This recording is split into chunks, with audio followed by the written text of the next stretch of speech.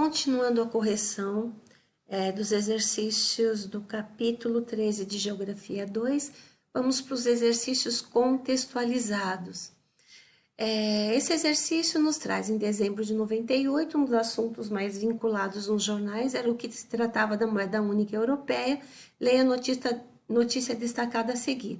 Nós temos um pedaço da notícia que foi dada pela Gazeta Mercantil, no ano de 98, no dia 30 de dezembro, falando justamente sobre a criação aí, né, o nascimento dessa moeda única. E a pergunta é, né, a matéria refere-se à desmontagem das estruturas do passado, que pode ser entendida como, quando se fala de desmontagem das estruturas do passado, a gente tem que entender que essa estrutura passada foram praticamente os 45 anos que a gente passou aí na questão da Guerra Fria. Então, a resposta correta é a letra A, o fim da Guerra Fria. Deixa eu anotar aqui para vocês. E o fim da Guerra Fria, no período da inquietação mundial que dividiu o mundo em dois blocos ideológicos opostos. O exercício 7 tem um mapa da Europa com algumas taxas de desemprego, né, nos países da Europa Ocidental. Constando aqui alguns países, né, Portugal, 7,39, Espanha, 22,3, França, 11,9, Alemanha, 8,9, a Itália 12,3, aqui a Inglaterra 8,35 e alguns outros países. A leitura do mapa e seus conhecimentos sobre a economia europeia permitem afirmar que as taxas de desemprego indicam a heterogeneidade ainda encontrada nos países integrantes da União Europeia. Por quê? Eu já conversei com vocês sobre isso, quando a gente fala de países desenvolvidos e subdesenvolvidos. Esse termo é muito genérico. Os países são considerados desenvolvidos, mas as suas riquezas, os seus desenvolvimentos econômicos e também a questão social são divergentes. Não existe igualdade, né? Existem similaridade entre os países. Então, entre aqueles que são considerados países ricos, existem aqueles que são mais desenvolvidos, os médios desenvolvidos e os menos desenvolvidos. E a questão da taxa de desemprego está intimamente ligada a essa questão econômica, né? Aquilo que o governo tem para poder incentivar novos postos de trabalho, para poder gerenciar essa questão de uma economia mais articulada. Agora, nós vamos para o exercício 8. O exercício 8 tem aqui uma imagem, a Europa vista pelo desenhista francês Plantu. Então, nós temos aqui Europa, Europa, Europa, algumas épocas, né, sendo representadas, e aqui a questão do voto. E a pergunta é, antes da formação da União Europeia, ocorreram outras tentativas de unificação do continente, como retrata a ilustração apresentada. A característica no momento atual que o diferencia dos anteriores está relacionada com... porque esses movimentos anteriores, eles foram feitos por um caráter voluntário de movimento.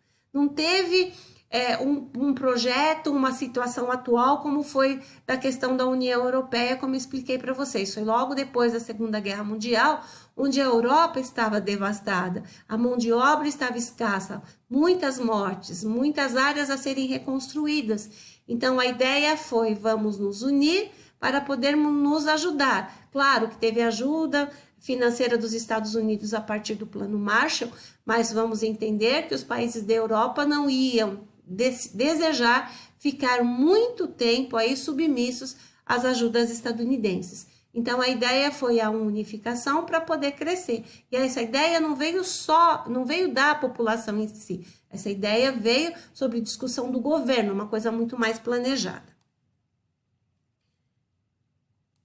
Exercício 9. Fala sobre a Europa Ocidental, a construção da unidade. Aqui está falando quando houve a formação da SECA, da Comunidade Europeia do Carvão e do Aço, e houve, né, nesse período de integração, a junção dos países que na Segunda Guerra Mundial foram rivais. A questão da Itália, junto com a França, e junto com a Alemanha Ocidental, né, que tinha sido lá a parte da Alemanha que ficou como competência da Europa. E a pergunta é, né, a criação da SECA deu origem a um conjunto de iniciativas de integração no continente europeu, dentre elas raízes da própria União Europeia. O conceito fundamental nesse processo de integração entre os países nacionais é, letra D, a soberania compartilhada. O que significa isso? Que assim, os países, apesar de terem os seus princípios individuais, a sua constituição individual, a partir daí, dessa formação, né, dessa segunda, porque a SECA foi a segunda fase de formação do bloco da União Europeia, que lembra que o primeiro foi o Benelux com 3 países, e a SECA já com 6 países.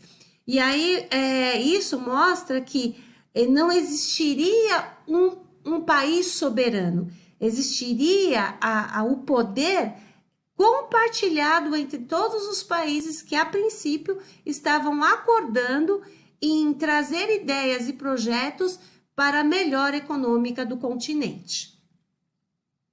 Exercício 10.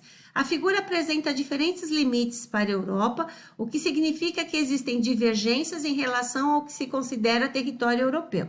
Então, nós temos aqui um mapa e nós temos aqui a legenda mostrando várias visões durante a visão, na verdade, clássica, que vem do Atlântico aos Montes Urais, mostrando aqui a divisão desse grande continente euroasiático, a parte aqui que compete só à Europa, né? Os Montes Urais estão aqui é uma parte da Rússia, os países, né, da Europa Oriental e os países da Europa Ocidental. Então, numa visão geográfica, né, de território, os Montes Urais dividem a Europa do continente asiático. Tá? Essa divisão fica bem aqui, porque aqui nós temos a Rússia, que é um país euroasiático.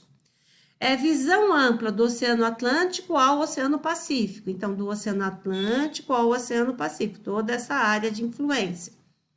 Visão geopolítica no período da Guerra Fria. Então, nós temos aqui a Europa fazendo parte do mundo ocidental e a partir daqui, né, a divisão, até daquele nome, né, pejorativo, cordão sanitário, dividindo os países da Europa Oriental que estavam intimamente associadas ao RSS aqui. E depois, geopolítica recente, voltando aí numa visão aqui da Europa, né? A Europa aqui já dos países orientais da Europa fazendo parte, inclusive, da União Europeia. E de acordo com a figura, quais das alternativas relacionando com esse entendimento seria a alternativa correta? A letra... Pegar a caneta. Letra B, correta. A delimitação da Europa na visão clássica, separando-se da Ásia, tem como referência critérios naturais, ou seja, os Montes Urais. Então, dentre todas as alternativas aí que representam as outras divisões, essa é a que está correta.